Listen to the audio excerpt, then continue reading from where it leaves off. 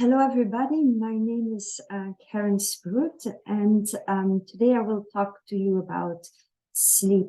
I would like to thank the organizing committee for the invitation to talk. And so my talk will be divided into three sections. So what do we know about sleep? What are the most common issues? And what can be done and who to consult?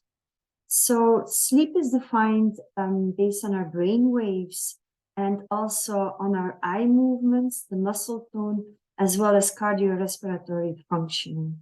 So based on these brain waves and these functions, we can divide sleep into stage N1, stage N2, and stage N3, or what we call the non-REM sleep, so the non-rapid eye movement sleep, which is characterized by slow eye movements, a reduced muscle tone, and slow and regular cardiorespiratory functioning.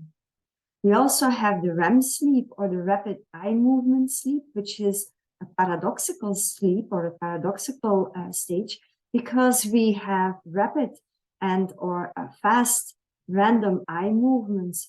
We have an absent muscle tone, and we have fast and irregular cardiorespiratory function. So, but this structure is creating or is maturing, is developing throughout our childhood. And so when we are as adults, when we go to bed, we fall asleep, and that is, we spend some time in stage N1, then we will go to a slightly deeper sleep, which is stage N2, and then we will spend some time in the deepest sleep, stage N3. Sometimes the sleep becomes a little bit lighter, and we might turn, and then, as you can see, our first REM sleep starts. So this is called sleep cycle. So the cycle from non-REM all the way becoming a little bit lighter sleep, and then our first REM period or REM episode. Depending on our sleep duration, we will have 4 to 6 of these sleep cycles, because in adults, a sleep cycle lasts about 90 to 110 minutes. Now, when we are born, this sleep cycling is much faster. It's around 50 to 60 minutes. And also the characteristics of stage N, stage 2, stage 3 are not as developed or not as characterized as we would see it in adults. So we talk about the quiet sleep, which will later on develop, will become the non-REM sleep. Will show these characteristics of stage N1, 2, and 3. And we will have, as a baby, we will have active sleep, which will develop, which will mature into the rapid eye movement sleep. And also, as you can see here, so this baby falls asleep in REM and then spends some time into the lighter non-REM sleep, as well as in the deeper sleep. So around 3 months, this sleep structure starts to have more of the characteristics as we can see it in adults. And some of the characteristics, the physiological characteristics, are even at the age of 6, 7 months really clear on the polysomnography or on our sleep study. So as a child, what is also interesting to see is that it spends a lot of its first period of its sleep into this deeper non-REM sleep, whereas towards the end of its sleep, the child will spend more into the REM sleep. So the proportionally will spend more time in REM sleep. But also at old age, this sleep structure will still change. So this structure of sleep, or this characteristics of sleep through our lifespan changes. And so as an adult, we spend about, of our sleep duration, total sleep duration, about 20% into the REM sleep and around 80% into the non-REM sleep. But as I just said, this is not the case when we are born. So when we are born as a newborn, you spend about 50% of your sleep time in this REM sleep and 50% into this non-REM sleep. And as this figure is showing, this proportion will change throughout your life. It will change, and so it will determine your sleep, your quality of sleep.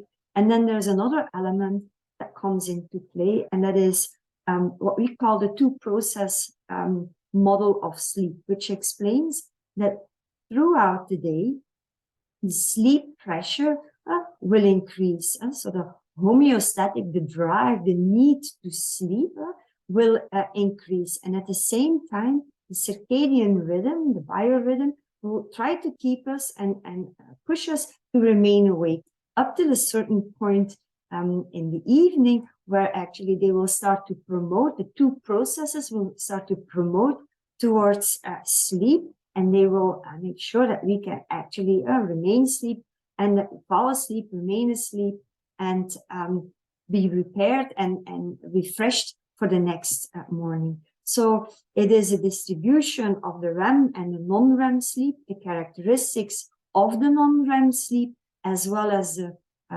homeostatic pressure, the sleep pressure, and the circadian rhythm, all combined as a cocktail, will make up our sleep, our quality, our duration, and our timing of our sleep.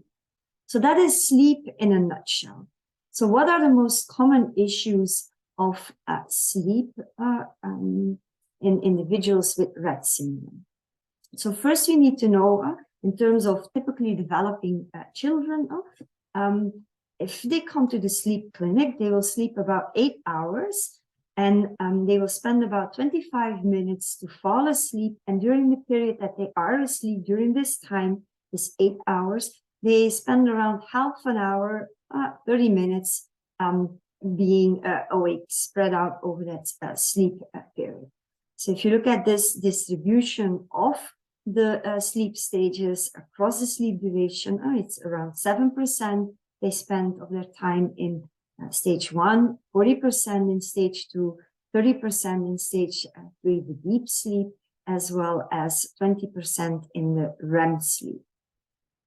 Now, if we combine all the polysomnography or all the sleep studies done in children or people or individuals with Rett syndrome that are published in literature, then and who also come to a sleep clinic, you see that they sleep about 7 hours, that the sleep onset latency, so the time to fall asleep, is about 20 minutes, and that the period to stay, that they stay awake throughout this sleep duration is around 66 minutes. So you can also see here that the percentage in stage N1 is 8%, in stage 2 is 40%, in the non-REM stage 3, so the deep sleep, it's 35%, and in the REM sleep, it's about 60%.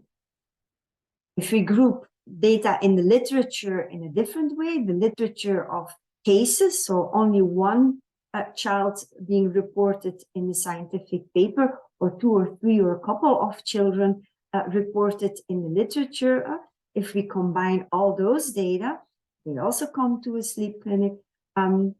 They sleep about 7 hours. The sleep onset latency, so the time to fall asleep, is around 23 minutes. And you can see in these cases, the sleep after sleep, the wake after sleep onset is much longer, is 190 minutes almost. And what you can see again in the distribution of the sleep, proportional sleep stages, it's 41% in stage 3 and 14%, almost 15% in the REM sleep. Then we go into those only affected by the MECP2 characteristic or group based on this genotype. So here you see the sleep duration is 8.6 hours in the sleep clinic, the time to fall asleep around 17 minutes, the wake after sleep onset about 82 minutes. And then you see again the distribution for the stage N3 and also for the REM sleep. Now, in the literature, we also see that the cases or the reports are on children or on adults that come to the sleep clinic because of sleep disordered breathing. So we split the results into those without sleep disordered breathing, because sleep disordered breathing is affecting the structure of sleep, the quality of sleep. And so these individuals slept around 9 hours, took about 20 minutes to fall asleep, and 83 minutes wake after sleep onset. And you can see here that the sleep proportion again of stage N1, stage N2, stage N3, and then of the REM sleep.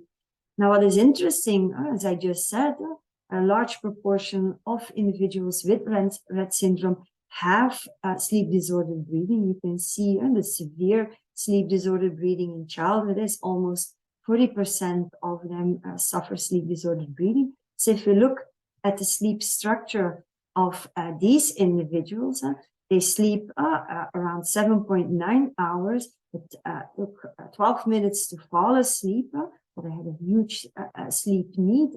So the pressure was clearly there. And then you have 93 minutes of wake during the sleep period. And you can see that stage N2, so the lighter non-REM sleep, is 34%, as well as the stage N3 is 44.5%. And then you have 14% in REM sleep.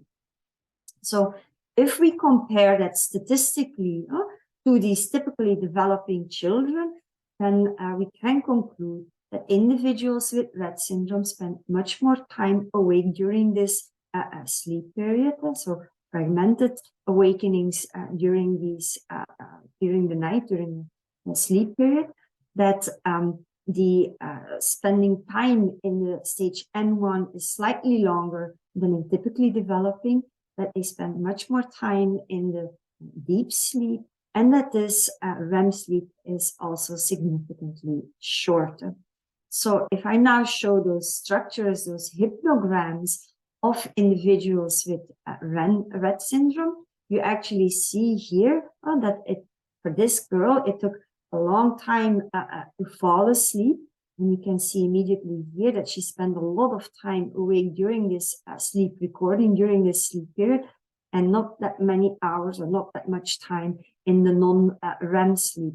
The second one has much more in the non-REM deep sleep and some periods of REM sleep, whereas the other one had a lot of fragmented sleep, a lot of short awakenings in contrast to the top one. So what we can see, and as a complaint, you might come with, okay, my child, my girl with Rett syndrome has difficulties falling asleep, has difficulties maintaining sleep, and as a consequence of this poor sleep, may show more sleepiness, somnolence during the daytime. So what can be done and who to consult? So if there is a sleep complaint, all sleep experts will first try to figure out what is a sleep duration. So how much time does this person spend to sleep? What is the sleep quality? Are there certain sleep behaviors? Are there certain sleep elements, issues that we need to know? Like, is there snoring? Is there difficulties for breathing? Is there teeth grinding? And then we will also ask about, apart from what the sleep is, how does this relate to daytime functioning? So how sleepy are they during the daytime? Are they more moody? Are they more irritable? And what we also will look for is when the sleep falls, so the timing of sleep in our 24-hour rhythm, because all combined makes that cocktail, as I just showed on one of the previous slides. So when you come with a sleep complaint, it is ideal that you first have kept a little bit of a diary, around 2 weeks, where you make a note of the bedtime, the rise time, the number of wakings, how long the wakings were, certain behaviors or certain things that you notice or you observe, and you can write it down in that diary. We will also ask you to talk to your primary care physician about it, because often with individuals with a neurodevelopmental disability, that they will think that the sleep issue is a comorbid element, is a comorbid symptom. But first of all, if that is the case, we need to consider and discuss this and talk about potential management. But sometimes, like sleep disordered breathing, it could be that by treating the sleep disordered breathing, the quality of sleep will improve, and also the daytime symptoms will disappear. So first, talk with your primary care physician, talk to the treating physician, talk to the multidisciplinary team, and discuss the current pharmacological treatment, discuss the medications the child is currently on. What we will also recommend is that there is a medical checkup, and a medical checkup for example, iron deficiency, because it can be associated to certain sleep disorders. Now, the first line treatment for any sleep disorders, and primarily for those with insomnia, with difficulties falling asleep, difficulties maintaining asleep, and difficulties with waking up too early, our first line approach is sleep hygiene and behavioral treatments, so behavioral approaches. So having a regular bedtime, making sure that the bedroom is quiet, is dark, is relaxing, comfortable temperature, comfortable bedding, positive routines to go to bed, and then daytime activities that promote optimal sleep. Keep a bed, keep the bedroom for sleep. Now, pharmacological management could be, and is reported in the literature, but few cases are reported with respect to Rett syndrome, that is melatonin or a dopamine agonist or GABA agonist or polytherapy. But I would really like to stress that there's too few studies on pharmacological management in Rett syndrome to make any firm recommendations. So I would highly recommend you to talk with your treating physician, to talk with the multidisciplinary team, and to check the current pharmacological treatment, and to implement all these behavioral approaches to the little issues that might surface, and then take it step by step to work towards an optimal sleep of your child. So with this, I'd like to thank you for your attention, and I'm looking forward to your questions. Thank you very much.